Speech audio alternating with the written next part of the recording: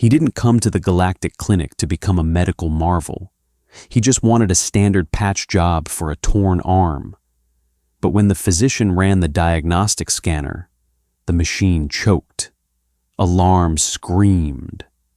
The doctor stared at the readout, his skin paling to a sickening chalky gray. "You have corrosive industrial metal pumping through your vascular system," the healer whispered, backing away from the exam table. "How are you not dead? If you love grounded sci-fi, stick around to find out." The clinic smelled like burnt hair and industrial bleach. It was a smell Wyatt had grown used to out on the fringes, the scent of cheap sanitizers struggling to mask the underlying odor of 100 different species sweating in close proximity. He sat on a rigid plastic chair that was designed for a spine with 3 extra joints, shifting his weight to keep his legs from going numb. His right arm throbbed, a steady, rhythmic pulse of pain that kept time with his heartbeat. He had wrapped it in a dirty mechanic's rag 2 hours ago when the coupling on the cargo loader snapped, taking a chunk of his forearm with it. The rag was soaked through, the deep red of his blood turning the gray fabric black. Above him, a light fixture buzzed like a dying wasp. It flickered, casting harsh, stroboscopic shadows across the waiting room. 3 seats down, a frail, spindly alien with translucent skin was coughing up something that looked like blue chalk. Wyatt looked away. He didn't care. He was just tired. He had been hauling irradiated freight for 14 hours. His boots were filled with leaden fatigue, and the grit in his eyes felt like crushed glass. "Wyatt." The voice came through the translation collar at his throat, a synthetic flat tone that robbed the speaker of any emotion. Wyatt looked up. The receptionist, a squat, broad-shouldered being wearing a name tag that translated to Toby, was glaring at him. "Room 4. Dr. Corbin will see you," Wyatt grunted, pushing himself off the uncomfortable chair. His boots scuffed against the scuffed linoleum floor, leaving faint rust-colored flakes where the dried blood had flaked off his rag. He pushed through the swinging door into the sterile hallway. It was colder back here. The air scrubbers were working overtime, pushing a dry, chilled breeze against his sweat-stained collar. Room 4 was a stark, white box. The exam table in the center was made of a cold, brushed alloy. Wyatt hopped up onto it, wincing as the movement pulled at the torn meat in his arm. He unwrapped the rag. The wound wasn't pretty. The loader's rusted gear had chewed through the dermal layers, exposing the fat and muscle beneath. It was oozing slowly. The door slid open with a soft, pneumatic hiss. Dr. Corbin walked in. Corbin was humanoid enough to not be startling. Bipedal, 2 arms, a face with eyes and a mouth. But his skin was a muted shade of olive green, and his eyes lacked pupils, solid pools of amber. He wore a crisp white coat that looked ridiculously pristine in this rundown sector. "Human," Corbin said, looking down at a data pad. His voice, run through the translator, had a clipped, professional cadence. "You are far from your sector." "Just passing through," Wyatt muttered. "Need a patch job. Bio-glue, synthetic weave, whatever you got. I have a shift in 4 hours." Corbin finally looked up from the pad and set his amber eyes on Wyatt's arm. The alien paused. A small, involuntary shudder rippled through his shoulders. "That is a significant laceration. The fluid loss is substantial. I will need to run a localized scan to ensure no toxins entered the breach."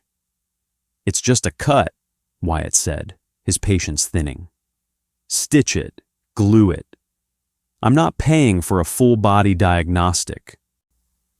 Standard procedure for out-system species, Corbin replied, his tone brooking no argument.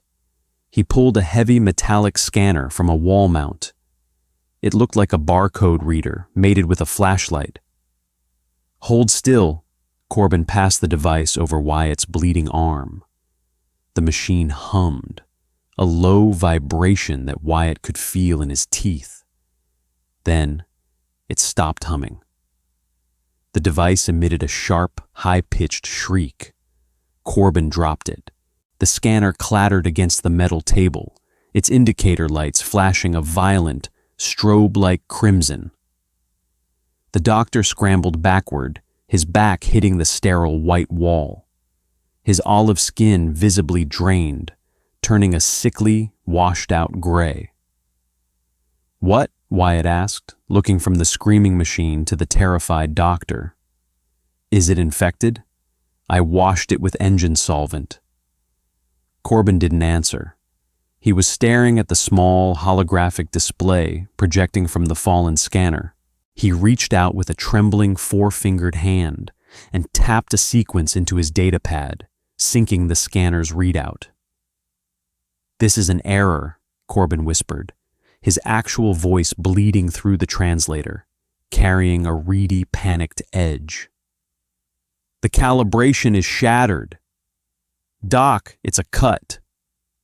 Wyatt reached over and pressed the power button on the scanner. The shrieking stopped. The silence that followed was heavy, broken only by the hum of the air scrubbers. "Are you going to fix it or not?" Corbin swallowed hard. He looked at the blood dripping from Wyatt's arm onto the floor. "The scanner is detecting massive, lethal concentrations of a highly reactive industrial compound in your vascular system. It says your life fluid is saturated with it." Wyatt sighed, wiping a smear of blood off his knuckles. "What compound?" Corbin looked at his pad, his amber eyes wide. "Ferrum. You call it iron." "Iron," Wyatt repeated. He stared blankly at the alien doctor. "Yeah, iron. So?" Corbin pressed himself harder against the wall, as if trying to merge with the drywall. "So, human. Iron is a heavy metal. It is highly reactive. It oxidizes upon contact with moisture and air, creating corrosive byproducts. We use it to build starship hulls and heavy ballistics. We do not pump it through our internal organs." Wyatt felt a headache building right behind his eyes. The dull throb in his arm was getting worse, a sharp, stinging reminder that he was still actively bleeding. "It's hemoglobin, Doc. It carries oxygen. It's how we breathe." Corbin stared at him like he had just claimed to breathe raw plasma. "Oxygen? You introduce a highly combustible, corrosive gas into your respiratory system and use a rapidly oxidizing heavy metal to transport it through your tissues? I don't know the exact chemistry, but yeah, that's the gist." Wyatt swung his legs off the table, annoyed. "Look, if you don't have the stomach for it, just give me the medical tape and I'll do it myself." "Do not move," Corbin snapped, raising a hand. He hurried over to a biohazard cabinet set into the wall and punched in a code. The heavy glass door slid open, and Corbin pulled out a pair of thick, elbow-length, lead-lined gloves. He shoved his hands into them. "Your biology is a walking containment breach. If that fluid, that blood, oxidizes on my equipment, it could eat through the sterilization plating." "It's just blood," Wyatt said, his voice dropping into a low, dangerous growl. He was tired of being treated like a freak. He was broke, he was hungry, and he was hurt. The absolute last thing he needed was a biology lesson from an alien who looked like a stiff breeze would snap his spine. "To you, perhaps," Corbin said, approaching the table cautiously. He kept his gloved hands raised, as if approaching a volatile explosive. My species, and most of the galactic concord, utilize copper-based proteins, hemocyanin. It is stable. It is gentle. It regulates temperature and maintains a delicate internal pH. Iron is violent. It tears through cellular walls. The sheer oxidative stress your cells must endure just to survive your own circulatory system is monstrous. Wyatt looked down at his arm. The blood was starting to congeal, forming a dark, sticky crust around the edges of the laceration. He thought about Earth. He thought about the gravity that pulled at his bones, the unfiltered sunlight that burned his skin, the microscopic parasites in the water that constantly tried to hollow him out. He had never thought of himself as a monster. He was just a guy trying to make rent on a miserable rock. "Well, we survived it," Wyatt muttered. "Can you patch it or not?" Corbin swallowed. He picked up a pair of surgical forceps, keeping a healthy distance between his body and Wyatt's arm. He poked at the torn muscle. Wyatt gritted his teeth, his jaw muscles clenching, but he didn't make a sound.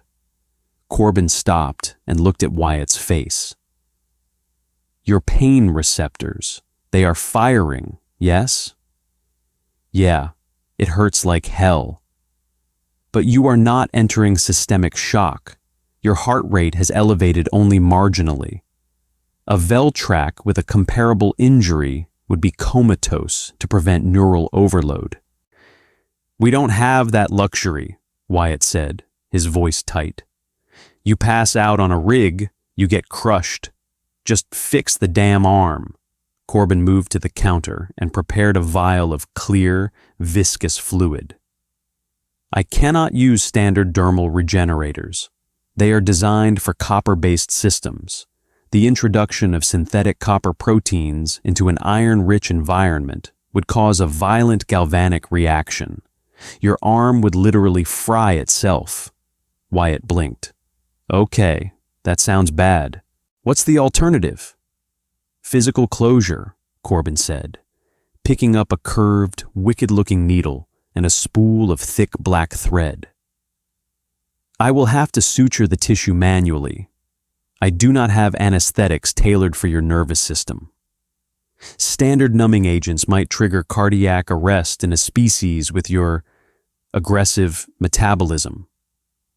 Wyatt stared at the needle. It looked like something used to repair leather boots. He sighed, a long, exhausted sound, and leaned his head back against the wall. "Do it." The first pierce of the needle felt like a hornet sting, hot and sharp. Wyatt closed his eyes. He focused on the hum of the air scrubbers. In, out, the steady rhythm of the machine.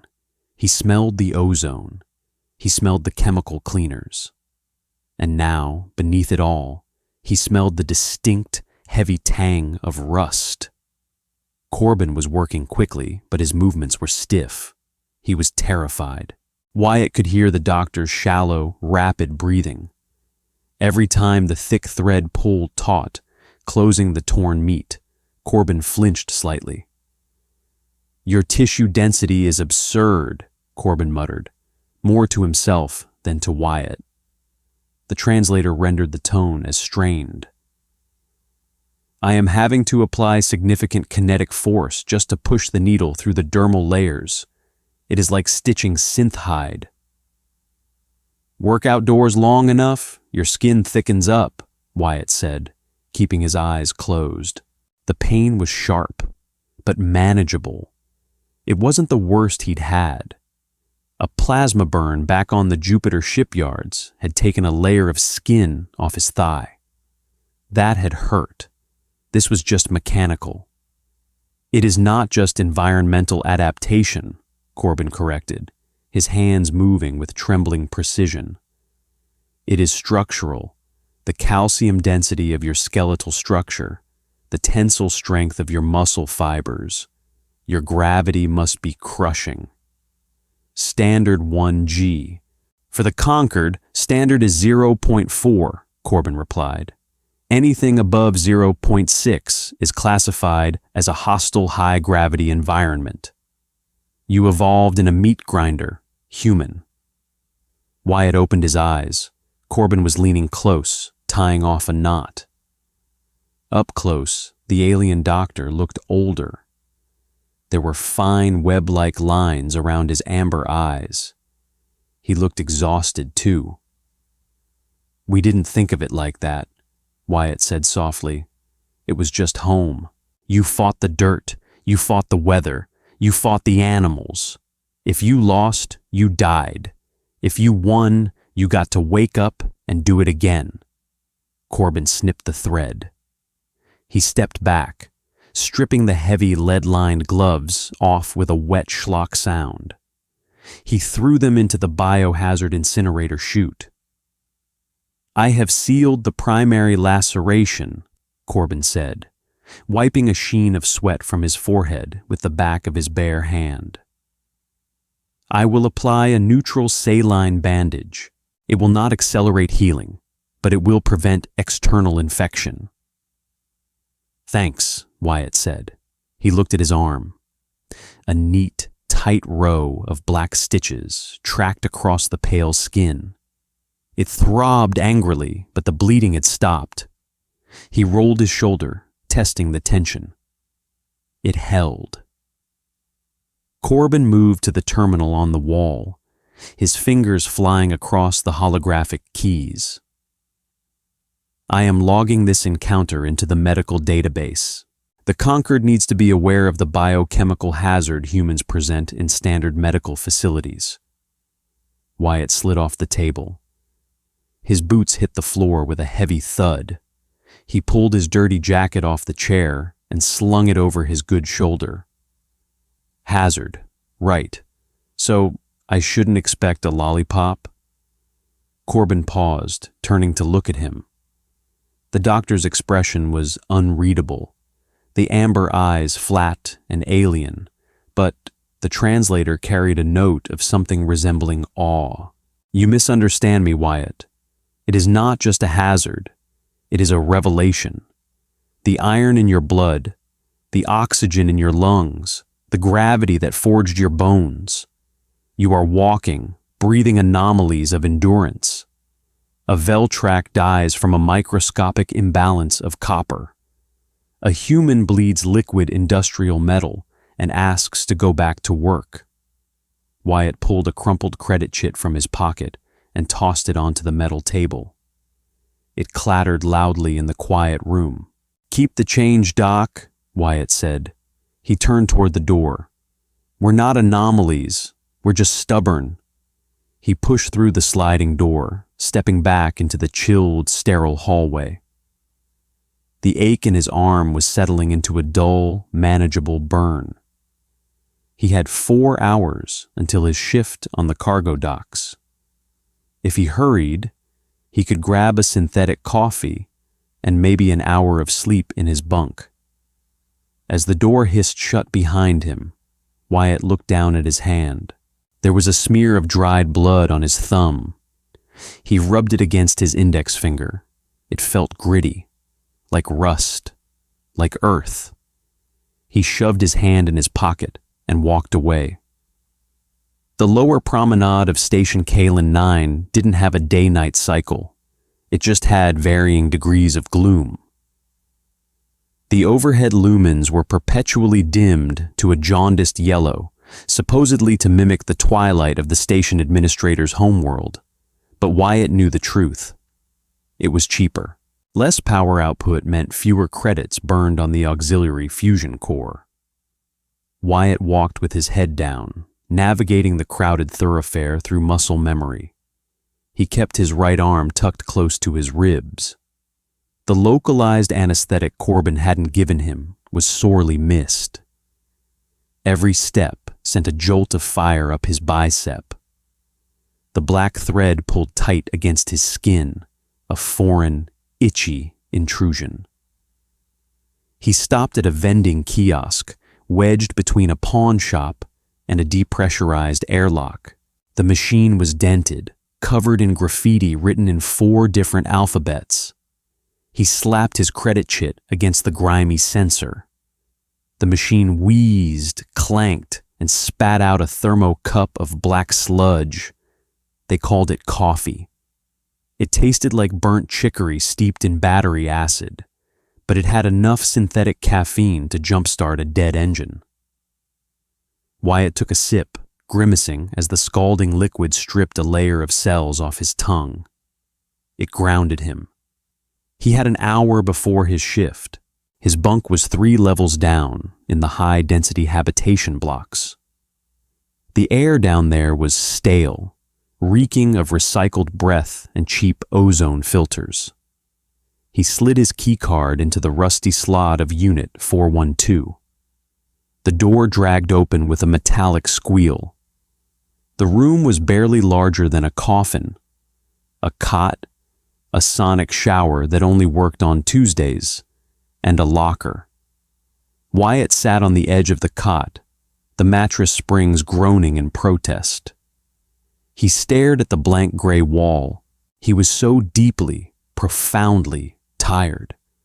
It was a weariness that lived in his marrow. The humans out here on the fringe were all running on fumes. They were the cheap labor, the brute force. The Galactic Concord had technology that could fold space and terraform dead moons, but when it came to hauling heavy, dangerous, or toxic cargo in poorly maintained facilities, it was always cheaper to hire a human. Their bones didn't snap under standard grav loads. Their lungs could filter out minor industrial pollutants, and their immune systems, forged in the chaotic biological soup of Earth, could take a beating that would liquefy a Veltrac. Wyatt lay back, resting his head on the thin pillow. He closed his eyes. The throb in his arm was a metronome. Thump, thump, thump. He tried to sleep, but his mind wouldn't quiet down. He kept seeing Corbin's face, the absolute terror in those amber eyes. "You bleed liquid industrial metal," Wyatt scoffed in the quiet room. It was just blood. It was just life. The galaxy was too soft. His comms link chimed, a shrill, piercing noise that shattered the silence. Shift time. Wyatt groaned, forcing himself upright. His joints popped, a symphony of minor complaints. He downed the rest of his cold, sludgy coffee, grabbed his heavy work gloves, and headed for the docks. Cargo Bay 7 was a cavernous expanse of raw industrial chaos. The noise was a physical entity here. It slammed into you the moment you walked through the pressure doors. The shrieking grind of metal on metal, the explosive hiss of pneumatic locks, the low bone-rattling bass of the anti-grav lifters. The air tasted of engine grease and ionized copper. Wyatt found his crew huddled near loading Ramp B. Voss, the shift foreman, was pacing. Voss was a chitin, a species that looked like a praying mantis scaled up to the size of a grizzly bear. His dark exoskeleton clicked and clattered as he moved. "You are late," Voss chattered, the translator collar on his thorax rendering his clicks into harsh, synthesized basic. "I'm on time, Voss," Wyatt said, pulling his thick leather gloves on. He was careful with his right arm. Barely, but on time. Voss's multifaceted eyes swiveled toward Wyatt's arm, locking onto the blood-stained sleeve of his jacket. "You are leaking. I cannot have biocontaminants on the freight." "I've been patched. It's dry," Wyatt lied. The bandage beneath his jacket was already damp with a fresh weep of blood, irritated by his walk down to the docks. "What's the haul today?" "Refined plasma coils," Voss clicked, his mandibles twitching. "Destined for the core worlds. They are heavy. They are volatile. The magnetic tethers on the lifters have been malfunctioning. You will load them manually into the cargo bays of the hauler. Wyatt stared at the foreman. Manually? Those coils weigh 200 kilos empty. Which is why you are here, human, Voss stated, pointing a jagged, serrated limb toward the staging area. The lifters will bring them to the ramp. You will push them into the docking clamps. Do not drop them. The impact will trigger a localized plasma discharge. Great, so if it falls, I vaporize. Do not let it fall, Voss replied, entirely missing the sarcasm. Get to work. Wyatt walked toward the ramp. The hauler was a massive, ugly ship, its hull scarred by micrometeorites and stellar radiation. The cargo bay doors were open, revealing a dark, cavernous belly. Next to Wyatt was a young Veltrak named Ryan. Ryan was maybe 20 Earth years old, with pale blue skin that looked thin as parchment and large, nervous black eyes. Veltraks were notoriously fragile, relying heavily on exosuits for physical labor. Ryan's suit was humming softly, taking the brunt of Kalen 9's gravity. Wyatt, Ryan said, his voice a soft, musical trill. Your arm. Are you functioning optimally? I'm fine, kid, Wyatt grunted, taking his position on the left side of the ramp. Just keep your suit's stabilizers locked. We don't want a repeat of last week. Ryan shuddered. Last week, a different Veltrak had blown a knee actuator on their suit and been crushed beneath a crate of hydroponic soil. It hadn't been pretty. The first anti-grav lifter hummed toward them, carrying a massive cylindrical plasma coil. The metal casing was dull and gray, but a faint blue light pulsed from the seams. It smelled like an impending thunderstorm. The lifter halted at the edge of the ramp. It was up to them now. Wyatt planted his boots on the grooved deck. He pressed his good shoulder against the cold metal of the coil. Ryan moved to the other side, his exosuit whining as it engaged. On 3, Wyatt said. 1, 2, 3, push. Wyatt drove his legs forward. The coil resisted for a second, then slid heavily across the deck toward the docking clamps. The strain tore through his right arm. The stitches screamed against the tearing muscle.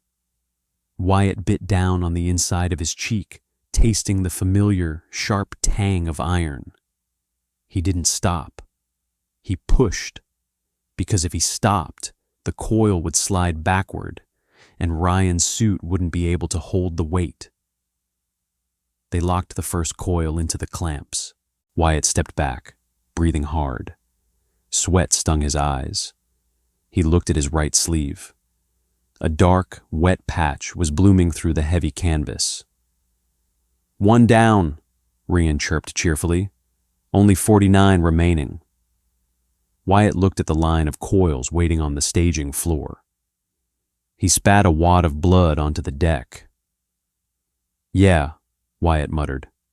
Only 49. By the 30th coil, Wyatt was operating entirely on autopilot. Conscious thought had dissolved into a primal rhythm of exertion and endurance.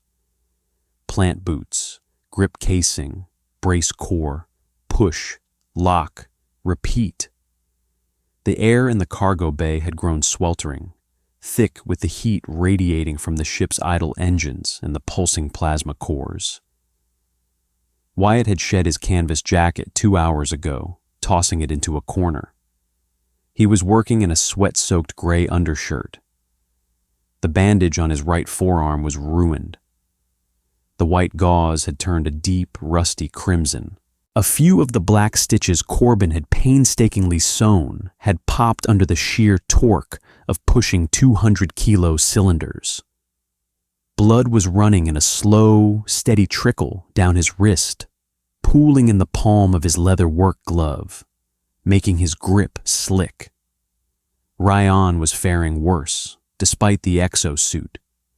The Veltrac was panting, his pale blue skin flushed with a feverish purple hue. The hydraulic fluid in Ryan's suit was starting to smell scorched, a sharp chemical odor cutting through the ozone. "Take a breather, kid," Wyatt rasped, leaning heavily against the bulkhead as the lifter approached with coil 31. "Your actuators are running hot." "We are behind schedule," Ryan wheezed, his large black eyes wide with anxiety. "Foreman Voss will dock our credits. My family requires the remittance."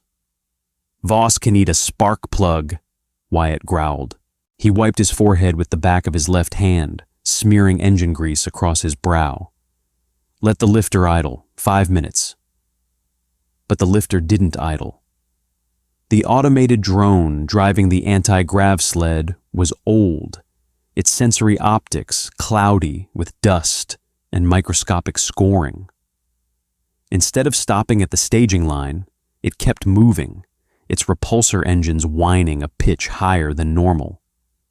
"Hey!" Wyatt shouted, pushing off the bulkhead. "Cut the drive!" The drone didn't respond. It accelerated slightly, trundling directly toward Ryan. Ryan froze. It was a prey response, deeply ingrained in the Veltrac biology. When faced with overwhelming force, their nervous system simply locked up, waiting for the end. The alien stood dead center on the ramp, staring blankly as the sled and its massive payload bore down on him. "Ryan, move!" Wyatt bellowed. The kid didn't twitch. Wyatt didn't have time to think. He didn't have time to calculate mass, velocity, or the structural integrity of his own bones. He just moved. He lunged across the ramp, his boots skidding slightly on a patch of leaked coolant. He hit Ryan with his left shoulder, tackling the fragile alien hard around the midsection.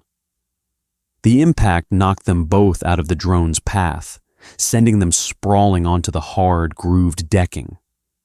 But they weren't clear. As the drone sped past them, its magnetic tether system, already failing from the start of the shift, finally gave out. The warning klaxons didn't even have time to sound. With a sharp metallic crack, the tethers snapped. The massive 200-kilo plasma coil rolled off the sled. Gravity, absolute and unforgiving, took over.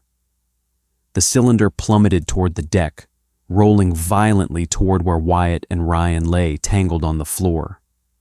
Ryan shrieked. Wyatt scrambled up to his knees. The coil was coming fast, a juggernaut of dense metal and volatile energy. There was nowhere to pull Ryan, no time to drag him clear. The coil was going to crush the kid's legs, and the resulting impact would likely rupture the casing, vaporizing them both. Wyatt roared, planting his heavy boots onto the deck. He threw his hands forward, catching the rolling cylinder bare-handed. The impact was a localized earthquake. Wyatt felt the shock wave travel up his arms, into his shoulders, and down his spine. The sheer kinetic force of the rolling mass slammed into him, pushing him backward. The rubber soles of his boots shrieked, smoking against the deck as he was pushed back half a meter, digging his heels into the grooves to find purchase. Stop. He braced his core, utilizing every dense, gravity-forged muscle in his back and legs. He felt the tendons in his forearms pulling tight as steel cables. Stop. The coil slowed. Wyatt's right arm, already compromised, exploded in agony. The remaining stitches tore completely free. The laceration split wide open, raw and gaping. Hot red blood geysered over the sterile gray casing of the plasma coil, sizzling faintly as it hit the warm metal. Stop. With a final guttural shout that tore his throat, Wyatt locked his elbows. The coil stopped rolling. It rested heavily against his hands, less than 2 inches from Ryan's paralyzed, trembling form. Silence slammed into the cargo bay, absolute and deafening, broken only by Wyatt's ragged, wheezing gasps. He stayed locked in place for 5 agonizing seconds, making sure the cylinder's momentum was truly dead. Slowly, trembling with adrenaline and exhaustion, he stepped back, letting the coil rest harmlessly on the deck. He slumped against the cargo bay wall, sliding down until he hit the floor. He pulled his right glove off. It was filled with blood. His arm looked like a slaughtered animal. The iron smell in the air was suddenly overwhelming, burying the scent of ozone and grease. Footsteps clattered loudly across the deck. Voss and 3 other alien dock workers ran up the ramp. They stopped dead, staring at the scene. They looked at the massive plasma coil off its sled. They looked at Ryan, weeping softly on the floor, untouched. And then they looked at Wyatt. Wyatt expected gratitude. He expected someone to call for a medic. Instead, he saw what Corbin had seen in the clinic. The dock workers were backing away. Voss's mandibles were trembling. They weren't looking at a man who had just saved a co-worker's life. They were looking at the blood. They were looking at the deep crimson pooling on the deck, splattered across the heavy cargo, oxidizing in the air. They were looking at the deep dents Wyatt's fingers had left in the metal casing of the coil. "By the stars," Voss clicked softly, his voice devoid of its usual authority, replaced by a cold, crawling horror. "Your structure, the kinetic absorption." Wyatt closed his eyes, leaning his head against the cold steel of the bulkhead. He didn't feel like a miracle of kinetic absorption. He felt like a guy who was going to have a very bad time explaining this to Dr. Corbin. Wyatt coughed, tasting copper. "Just get someone to finish my shift. I'm taking my break." The walk back to the medical sector was a blurry, agonizing slog. Wyatt kept his right hand clamped tightly over his left bicep, applying manual pressure to the brachial artery to slow the bleeding. It wasn't working very well. The blood was warm and thick, sliding through his fingers and dripping onto the grated deck plating of the promenade. Every drop hissed faintly as it oxidized in the scrubbed station air. He left a trail. It wasn't a hero's trail. It was the messy, ugly reality of torn meat and ruptured veins. The station denizens gave him a wide berth. A group of multi-limbed merchants pressed themselves against a storefront window as he passed, their breathing apparatuses cycling frantically. A cleaning drone whirred out of an alcove to scrub the deck where his blood had fallen, only to short-circuit and emit a stream of black smoke as its chemical solvents reacted violently with the raw iron. Alarms were starting to blare in the distance. Low, throbbing sirens meant for chemical spills. Wyatt ignored them. The edges of his vision were static, fuzzy gray static that pulsed in time with his racing heart. He was thirsty, a deep, hollow thirst that scraped at the back of his throat. He kicked the swinging door of the clinic open with his steel-toed boot. It hit the wall with a resounding crack that echoed in the quiet reception area. Toby, the broad-shouldered receptionist, stood up, opening his mouth to yell. Then he saw Wyatt's arm. Toby slammed his hand down on a red button under his desk. A heavy containment field hummed to life, dropping a sheet of translucent energy between the desk and the waiting area. "Corbin," Wyatt croaked, his voice cracking. He leaned against the sterile white wall, leaving a long, rusty smear as he slid downward slightly. "Tell Corbin I'm back." The pneumatic door to the examination rooms hissed open. Dr. Corbin rushed out, a data pad in hand, already scolding. "Toby, why have you engaged the isolation?" Corbin stopped. The data pad slipped from his four-fingered grasp and shattered on the linoleum. "I popped a stitch, Doc," Wyatt said, offering a weak, lopsided grimace. Corbin didn't speak. He moved with a frantic, terrified energy. He bypassed the containment field controls, grabbed Wyatt by his good arm, and practically dragged him back into room 4. The doctor didn't bother with the lead-lined gloves this time. He went straight to the heavy trauma kits meant for industrial accidents. "Sit," Corbin ordered, shoving Wyatt onto the cold alloy table. "Do not move. Do not breathe heavily." "Kinda hard to avoid," Wyatt muttered, his chest heaving. The adrenaline was leaving his system, replaced by a cold, shivering nausea. Corbin cut the rest of Wyatt's ruined sleeve away with a thermal scalpel. The alien doctor stared at the wound. It was worse than before. The muscle fibers weren't just sliced, they were torn, shredded by the sheer mechanical stress of catching a 200-kilo falling mass. "You did not just pop a stitch," Corbin said, his synthetic translator voice shaking. He wiped a swath of blood away with an absorbent sponge, dropping it immediately into a hazardous waste chute. "The tensile strain required to rip these sutures. Human, what did you do?" "Dropped a plasma coil," Wyatt breathed, closing his eyes as the room began to spin lazily. "Had to catch it." "Catch it?" Corbin's hands froze over the wound. He looked up, his amber eyes wide pools of disbelief. "A heavy freight plasma coil? Wyatt, those weigh 200 standard kilos. If you intercepted a falling mass of that density, your skeletal structure should be dust.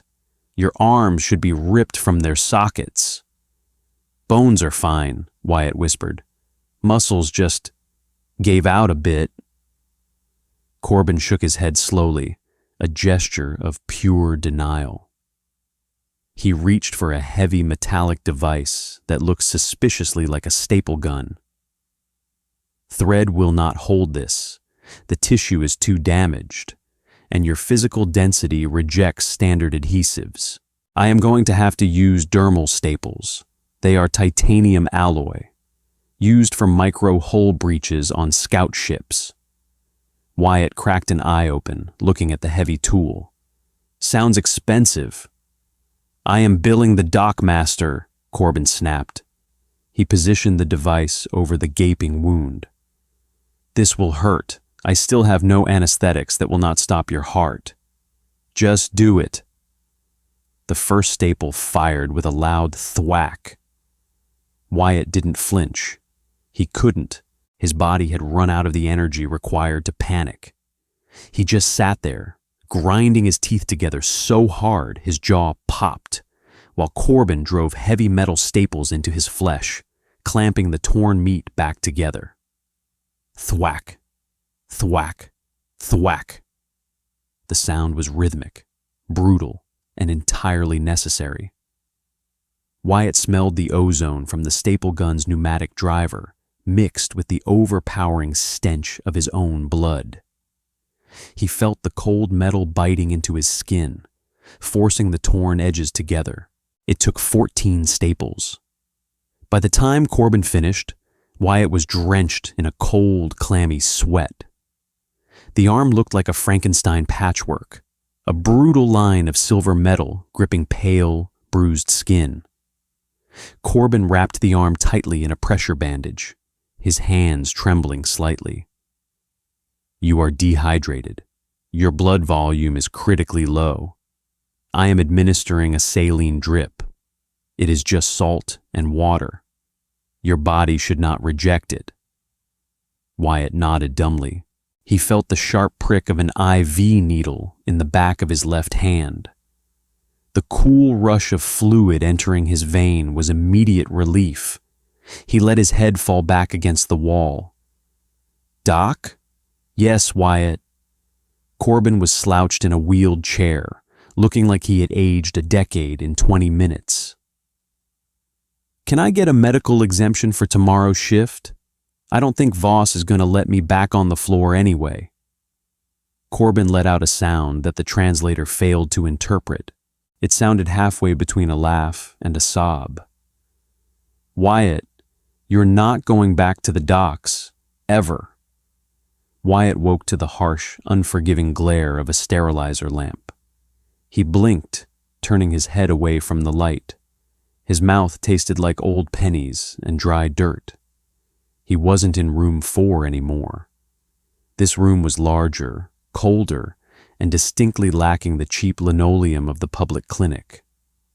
The walls were brushed steel, the floor a seamless matte polymer. He was lying on a grav bed, floating 2 inches above the mattress, the anti-gravity field humming a low, soothing note beneath him. His right arm was encased in a sleek, rigid brace that pulsed with a faint blue light. The pain was gone. Not numbed, but entirely absent, replaced by a weird, tingling warmth.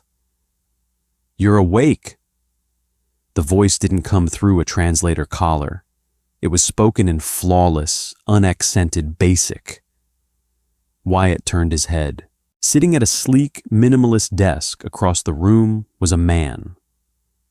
Well, humanoid. He wore a sharply tailored charcoal suit that looked like it cost more than Wyatt's life insurance payout.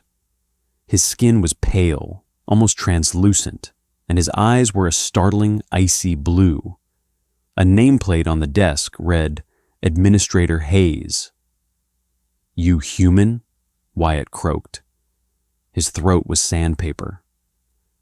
"I am a station administrator," Hayes replied smoothly, folding his hands on the desk. "My species is irrelevant. We adapt to the visual and auditory preferences of those we are interrogating to reduce psychological friction." Wyatt snorted, pushing himself up into a sitting position. The grav bed adjusted instantly to support his back. "Interrogating? Did I break a station law by bleeding on the floor? Send me the cleaning bill." Hayes didn't smile. He pressed a button on his desk. The wall to Wyatt's left slid away, revealing an observation window. Behind the glass, suspended in a containment field, was the plasma coil. Wyatt recognized the gray casing, the faint blue glow from the seams. But something was wrong with it. The thick, hyperdense alloy of the cylinder was warped. Right in the center, where the metal was thickest, were 2 deep, concave depressions. They were handprints. The metal had buckled and folded inward, molded perfectly to the shape of human palms and fingers. Wyatt stared at it. He looked down at his own hands. They were calloused, scarred, and currently shaking slightly from the aftermath of adrenaline exhaustion. "That casing," Hayes said, his voice quiet, "is forged from neutron-compressed tungsten. It is designed to withstand the explosive force of a contained star. It does not dent. It does not bend." Wyatt swallowed hard. "Must be a manufacturing defect." "Do not insult my intelligence," Hayes said sharply. He stood up, walking slowly to the edge of the grav bed. When Foreman Voss reported that a dock worker had manually intercepted a free-falling coil, I assumed he was intoxicated. When station security retrieved the coil and found it structurally compromised by kinetic impact, I assumed sabotage. Hayes leaned in closer. He smelled like sterile air and cold calculations. "But then Dr. Corbin forwarded your medical scans to the Central Authority. He submitted an emergency biohazard alert regarding a creature pumping highly reactive iron through its veins, possessing a skeletal density that registers on geological scanners, and possessing muscle fibers that operate like industrial winches." "I'm just a guy," Wyatt said defensively. He hated this. He hated being treated like a lab rat. I haul freight. I pay my taxes. You are a weapon, Hayes corrected softly. I ran your profile through the Galactic Concord database. Humanity, a Class 9 Death World species. You evolved on a planet with crushing gravity, extreme temperature fluctuations, and hyper-aggressive microfauna. Your entire biological existence is an exercise in violent resistance. Earth isn't that bad, Wyatt muttered, though he knew it was a lie. He remembered the winters in Chicago, the way the wind physically hurt your face, the way the ice tried to break your bones every time you walked outside. We do not allow unregulated biological weapons on Kalen 9, Hayes stated. You caught a mass that should have vaporized a Veltrac and dented Starship-grade armor. What were you thinking? Wyatt looked at the administrator. He thought about Ryan. He thought about the kid's terrified, frozen face as the drone barreled toward him. He thought about the miserable, soul-crushing grind of the docks, the way the alien crews looked down on humans because they were poor, because they took the dirty jobs. I wasn't thinking, Wyatt said honestly. I was just trying to keep the kid from getting squashed. That's it. No master plan. No biological weapon deployment. Just reflex. Hayes stared at him for a long, uncomfortable moment. The icy blue eyes searched Wyatt's face for any sign of deception. Reflex, Hayes repeated. A reflex that bends tungsten. Look, Hayes, Wyatt sighed, leaning back against the grav bed. If you're going to fire me, fire me. If you're going to arrest me, get on with it. But don't look at me like I'm a monster. We're just built different. You guys build machines to handle the universe. We just let the universe beat on us until we got hard enough to handle it ourselves. Hayes turned back to the window, looking at the dented coil. Dr. Corbin was right. You are walking anomalies. Corbin's a good doc, Wyatt said. He stitched me up twice today without passing out. That deserves a medal. Hayes pressed another button on his desk. The observation window went opaque. He turned back to Wyatt, his expression suddenly shifting from bureaucratic coldness to something entirely different. Calculation. You are fired from the docks, Wyatt, Hayes said. Wyatt groaned, closing his eyes. Fantastic. Now I have to find a ship off this rock. You misunderstand, Hayes said smoothly. He walked over to the desk and picked up a sleek obsidian datapad. He tossed it onto the grav bed next to Wyatt's good hand. You are fired from the docks because your physical capabilities are entirely wasted moving boxes. The Galactic Concord has issues. Piracy on the outer rims. Hostile flora on expansion colonies. Situations where machines fail and our standard personnel die. Wyatt opened his eyes, looking at the datapad. You want me to be a mercenary. I want you to be a problem solver, Hayes corrected. The pay is quadruple your dock wages, full medical coverage, and you won't have to drink that synthesized sludge from the promenade ever again. Wyatt picked up the pad. It was heavy, cool to the touch. He thought about the cramped-smelling bunk in Sector 4. He thought about the ache in his bones that never truly went away. Then he looked at his right arm, stitched together with titanium staples, encased in a glowing blue brace. He had bled for this station today. He had broken himself to save one of theirs. Quadruple the pay, Wyatt said slowly, testing the words. And a hazard bonus, Hayes added. Because, frankly, you are the hazard. Wyatt stared at the screen. A cynical smirk tugged at the corner of his mouth. All right, Hayes, Wyatt muttered. tapping his thumb against the acceptance glyph. "Show me what needs breaking." The dropship rattled like a tin can full of loose bolts. It was a stealth insertion craft, painted matte black, designed to slip past orbital sensors, but it rode the atmospheric turbulence of the dead moon like a mechanical bull.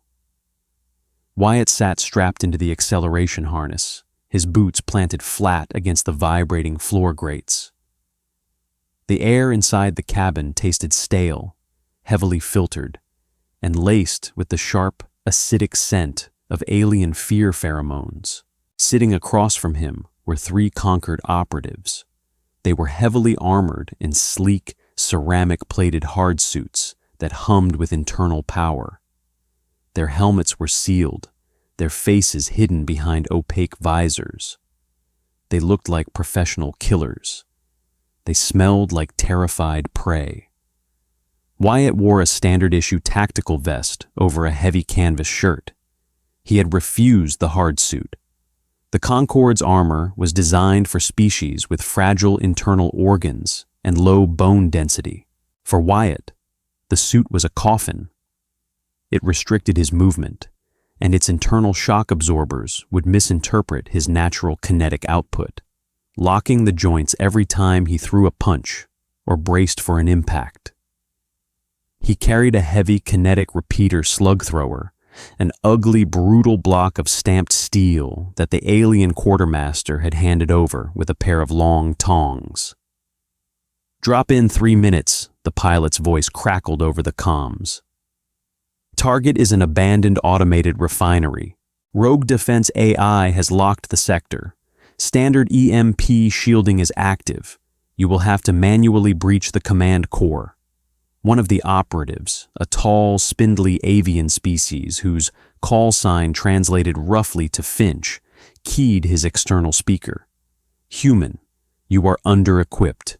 The refinery's internal defense grids utilize high-yield sonic disruptors. The concussive waves will liquefy your vascular system."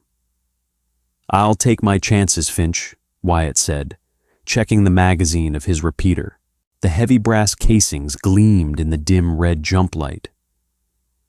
"Just keep the automated drones off my back. I'll handle the doors."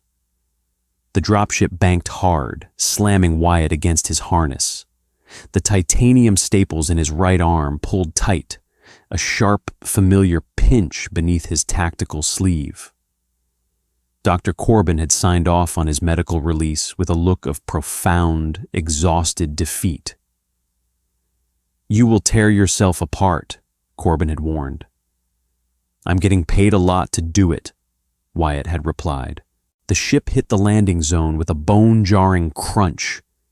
The rear ramp dropped before the engines had fully cycled down. A wave of freezing thin air rushed into the cabin, carrying the smell of sulfur and crushed rock. "Go! Move!" Finch barked. The Concorde team surged down the ramp, their hard suits whirring as they took up defensive positions behind jagged outcroppings of basalt. Wyatt followed at a heavy jog. The gravity here was 0.8 Gs. It felt like walking on a thick carpet. His boots dug into the loose regolith, kicking up plumes of gray dust. The refinery loomed ahead, a massive, brutalist structure of rusted iron and black steel.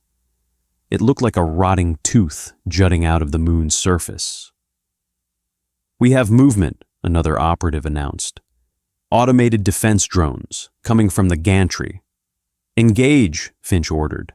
The air erupted with the blinding snap of plasma fire. The Concorde team's weapons were elegant, searing precise holes through the incoming mechanical spiders. But there were too many of them.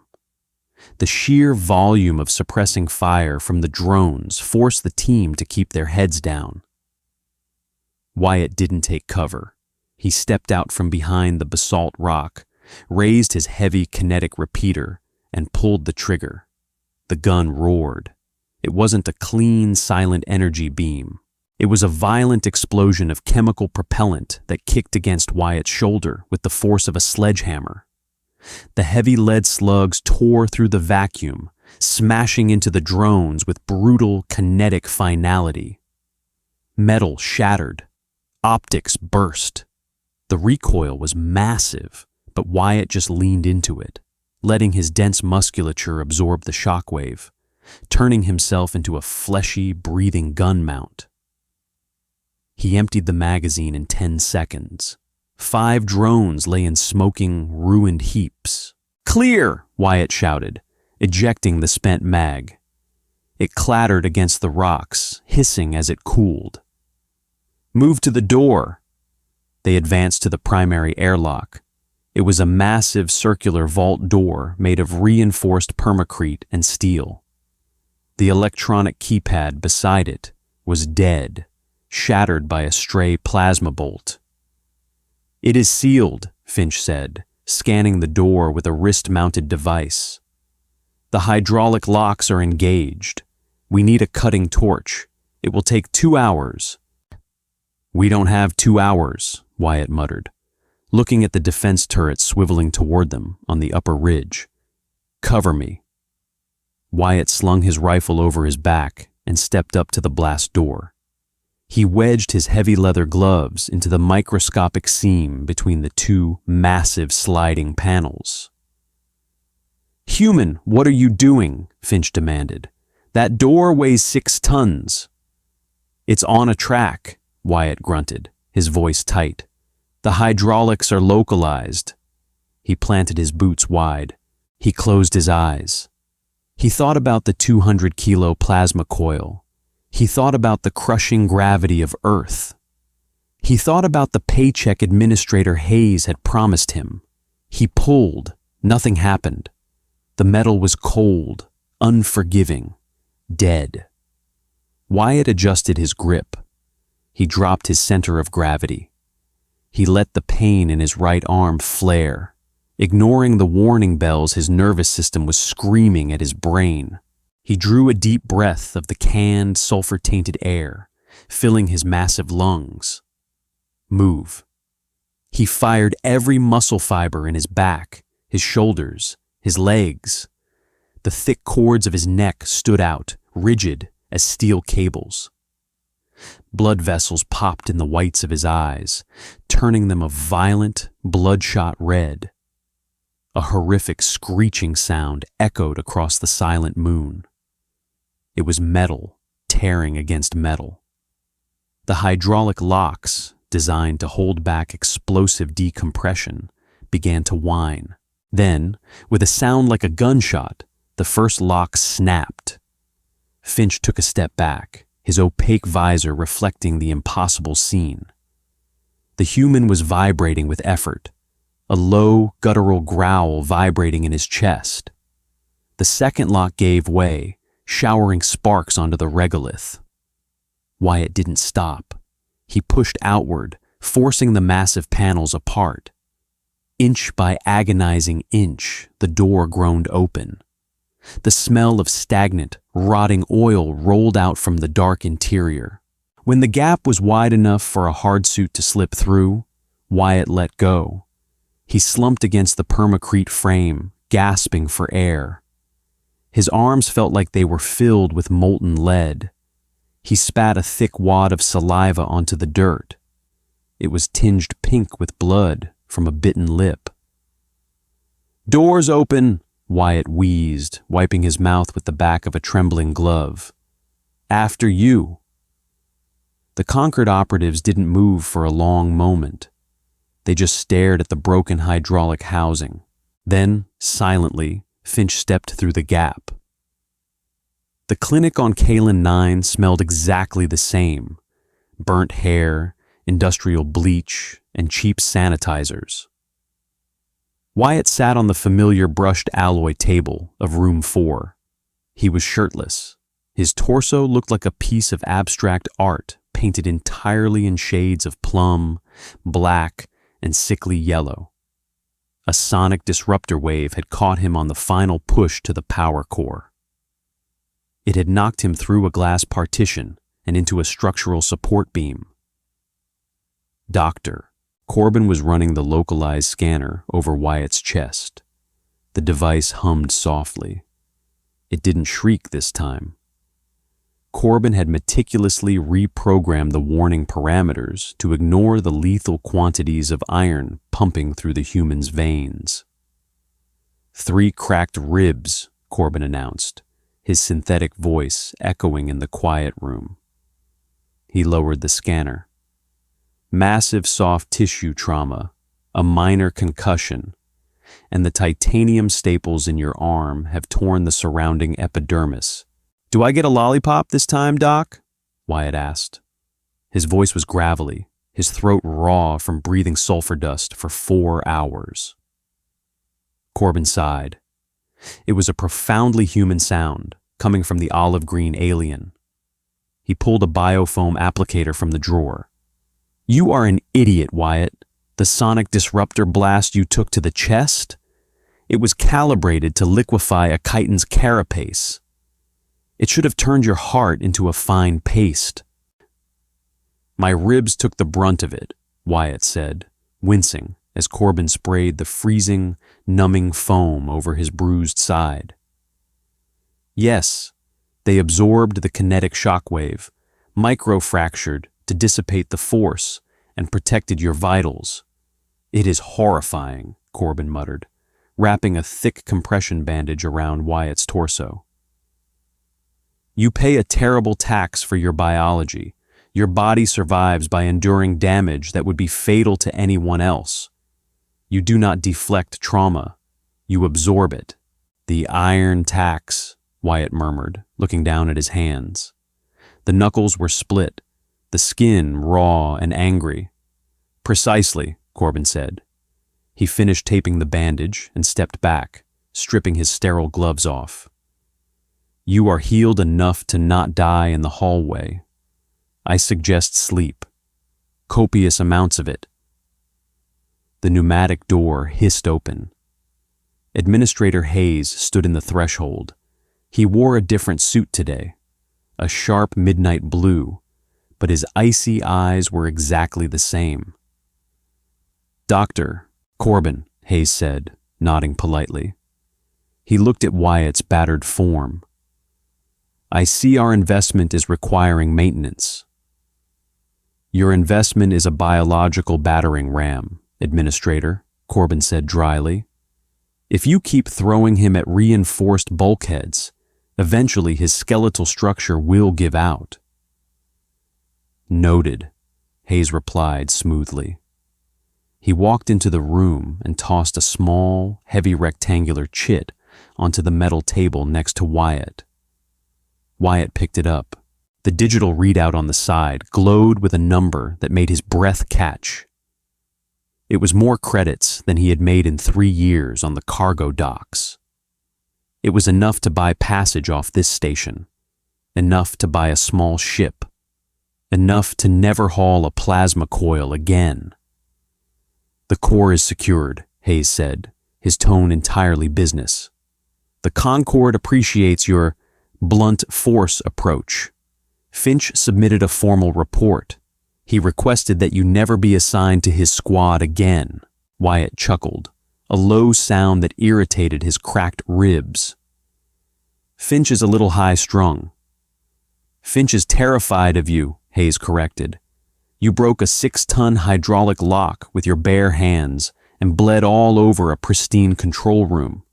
They view you as a feral animal." "And you?" Wyatt asked, looking up at the pale administrator. "What do you view me as?" Hayes paused. He looked at the deep bruises on Wyatt's chest, the bloodshot eyes, the sheer exhaustion radiating from the human's posture. "I view you as a necessary reality," Hayes said softly. "The galaxy is an elegant, highly advanced place, Wyatt. We build beautiful machines and fragile societies. But the universe itself is not elegant. It is violent. It is heavy. It crushes things. When our elegant solutions fail, we need something that knows how to survive being crushed."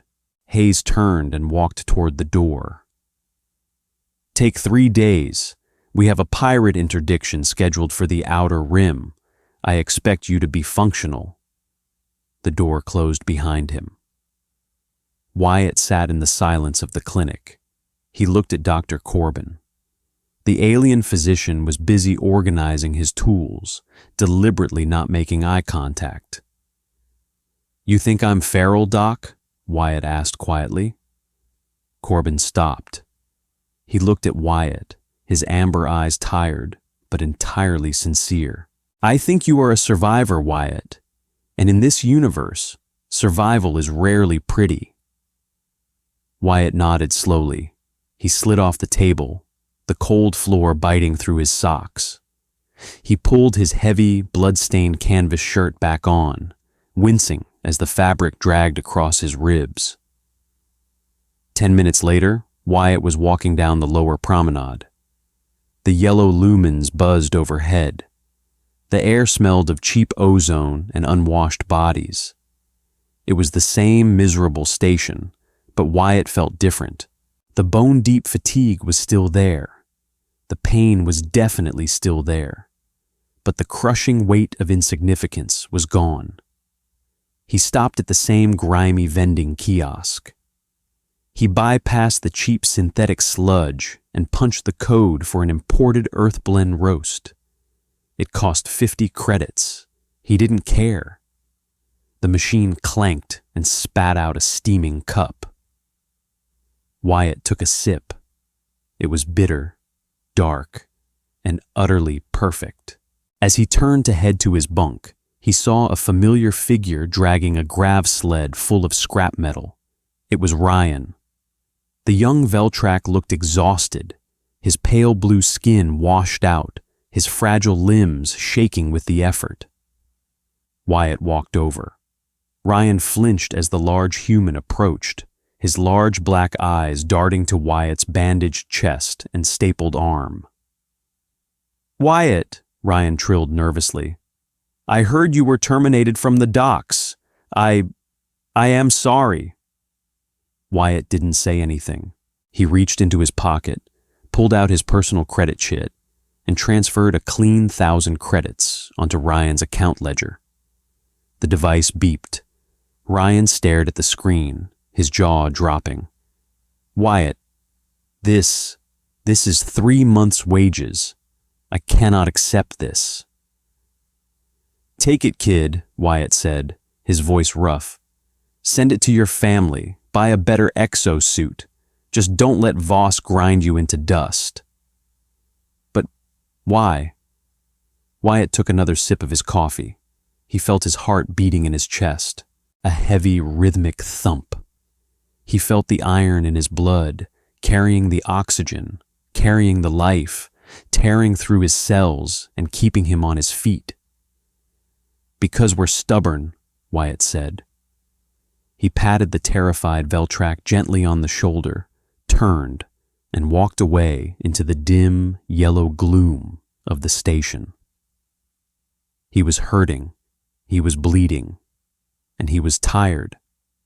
But for the first time since he left Earth, he felt entirely at home. If you loved this deep dive into the raw, unyielding nature of humanity, hit that like button and share it with fellow sci-fi fans. Don't forget to subscribe to the channel for more grounded, gritty HFY stories where humans aren't just heroes. They are the universe's ultimate survivors. What did you think of Wyatt's iron tax? Let me know in the comments below and ring that notification bell so you never miss a drop. Until next time, keep your boots grounded and your iron strong.